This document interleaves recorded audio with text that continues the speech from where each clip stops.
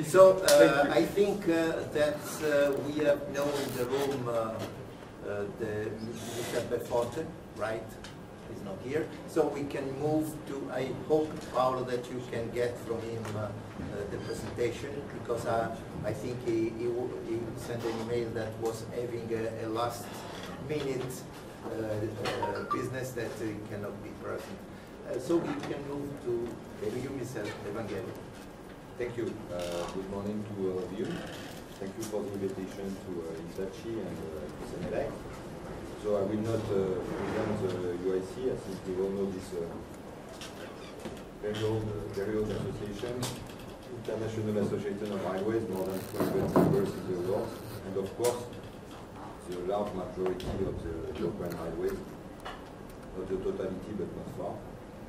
And more or less, in a short word, the role of UIC, just to be clear, because here we have a large panel of associations and an initiative or commission. It's more about to be a technical body for highways, and also to ensure the promotion of highway all over the world, highway initiatives, highway achievements. So I will go back on the principle of digitalization, and would like for that to more or less it would be very aligned with all the discussion today. But I like to give this example, which has been made by McKinsey in the study comparing the different sectors and what happened in other sectors. Because we always speak of highways, but it is very interesting to look at the rest of the world. And the rest of the world has evolved towards digitalization. So we have some experience on a global, on a macro vision of what happened. And clearly, when you have to justify digitalization and not digitization, I agree with you, digitalization, you have to first to think in competition. Because we say we want to be the backbone of mobility or that. This is an absolute objective, but you have to think also in terms of competition for highways. Because the entrance of new paradigm in the automotive industry, in the car industry, sorry, clearly will change the paradigm in some years from here. We don't know exactly when, but it will change the paradigm. So we are in a competition in the transport area, and I would say with the support and the strategy of the Commission, we are also in competition. Our companies are in competition inside the highway transport. And so what is showing this curve is that simply you have what they call a tipping. Tipping means that, because it's not an English word, but very used by everybody. It means you fall or you go in the right direction. So what does it mean? It means that some companies we speak of all the sectors, we speak of the manufacturers, we speak of the highway companies, the RUs, the IMs. They will have a chance at a point of time, and so there is two visions. Either you go on the healthy part of the curve at a point of time, either you go on the bad side of the curve. So I don't want to be scary or whatever, but it's something to be considered in terms of competition. It's not for tomorrow, but the trend, we design it today. That will be the result of what we do today. So the second objective, which is a linked objective, is clear of the digitalization. It's clearly an improvement about. This is totally linked, which what I say. This is an improvement of quality of service, generally speaking. If we are looking at all the industry, for highway we can translate it in improvement of capacity, which is something very important in the strategy of Europe. One of the first topics even in the strategic plan of the Commission, and I think followed by the highways. Capacity, quality of service in order to be competitive with the other modes of transport. And also, this is the famous green arrow there, nothing to see with the series, but the green arrow there, which is a reduction of cost. We spoke of that. We know, whatever we say, that at the end of the day, the train industry is a subsidized industry for a big part in a lot of countries in Europe. Or there is a large incentive on this industry. So the future is clearly that we have to make it more competitive at the end of the day. So to reduce the cost, and digitalization is clearly a response to that. If we look at what have done the other industries again, that was a way to improve the quality, to improve the capacity, to improve the performance, but also to optimize the cost. I would like to be, so we spoke of digitalization.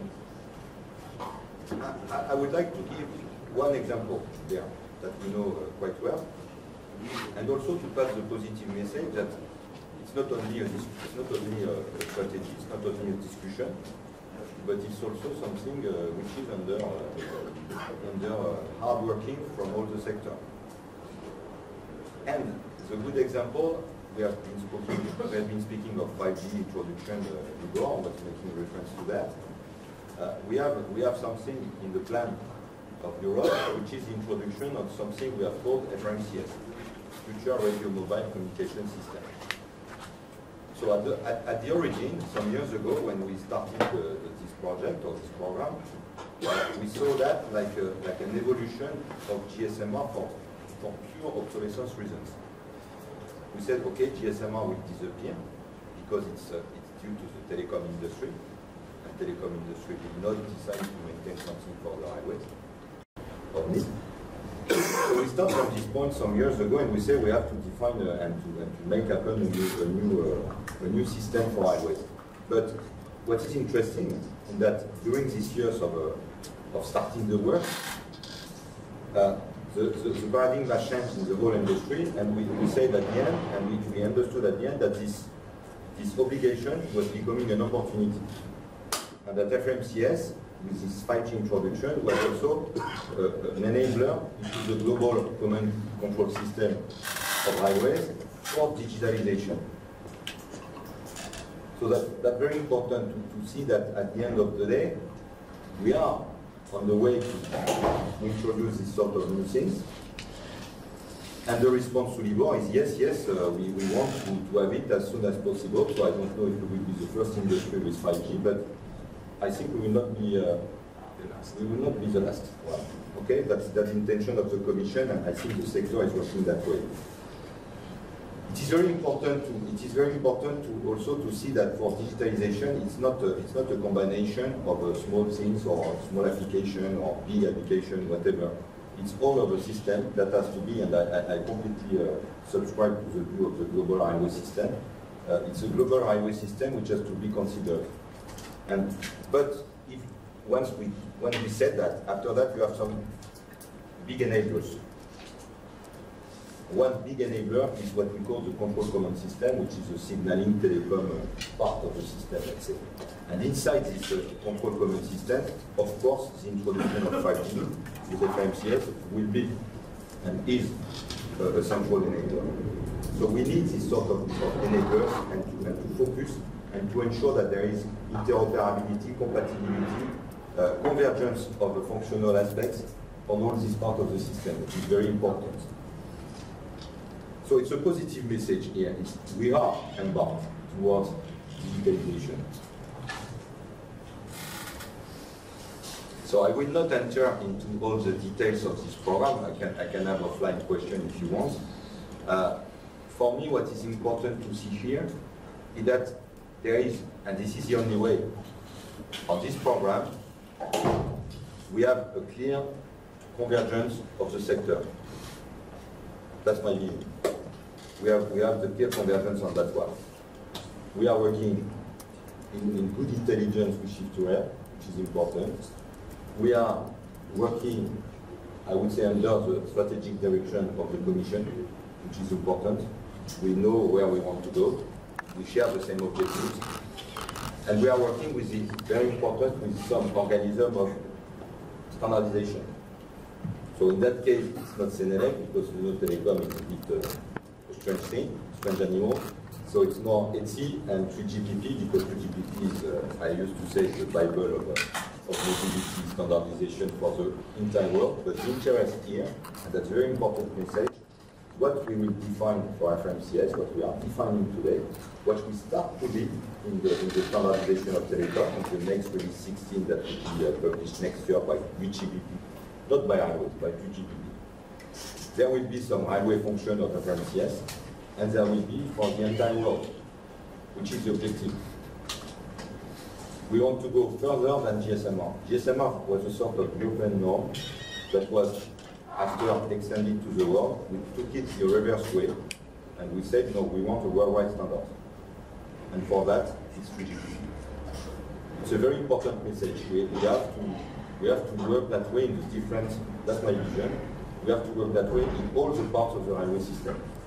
Go for maximum, what I call maximum standardization. That's a way to reduce the cost.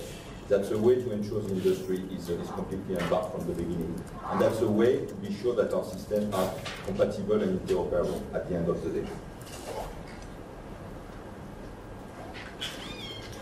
Just a few words on UIC in general, on digitalization. So I gave you an example of one program that we are leading, the FMCS program.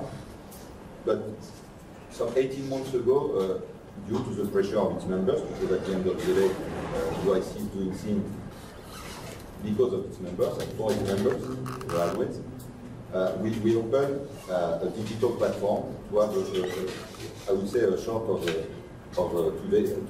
a place for exchanging experiences with industry. Also to include the startups, because there are some, not only the usual manufacturers, but also the startups for some of them. And also to make, I would say, to raise awareness in the mindset of all the railways. I think now we are at this stage, and we are now more on board on some very specific programs. We spoke of ticketing, we spoke of freight, we have some digitalization program or project on freight, typical, which is a very good example. So I would encourage, as it is an open platform of exchange, which has a yearly program, I would encourage you to look at that. It's a good way to share some experience and to see what's happening concretely in some part of the world, not only in Europe. It's very interesting to see what some other countries outside of Europe are doing. We have to consider that. Just consider that China should make in service an automated train by the end of this year. I think so. So we have to look at that. It's very important for the European industry and for the European operators. That's my last slide. I would just to pass a message, again, which is going in the same direction, but for me, you know, I'm somebody, some people know me, I'm coming from other industries as well. I'm not only coming from highways. And so that I authorize myself to have some opinions on the way it is organized in highways. And when I started some years ago to work in that area, I was very surprised of the, I would not say the divergence, because that's not a positive word, but the national specificities of the highways. But I say that's coming from history, and that on one side it's a lot of different things. It's very difficult to make them compatible and interoperable. For the Commission, for example, sometimes it's very difficult to explain the interoperability of some systems. Even if at national level the things developed were completely incredible in terms of intelligence, I would say. So the message is that with digitalization, we have a clear opportunity to change that. And my vision, and I think the vision of a lot of people, is to say we absolutely need to go to a convergent system. And I will give a sentence for that. 2 weeks ago, we were speaking with one of the top managers and member of the board, one of the big, I will not give the name, but a big operator in Europe, you can imagine. And the person said to us, because we are speaking of, I would say, common control system in particular, and digitalization in general, and the person was saying, there is only one internet. We need only one digital highway network. Thank you very much.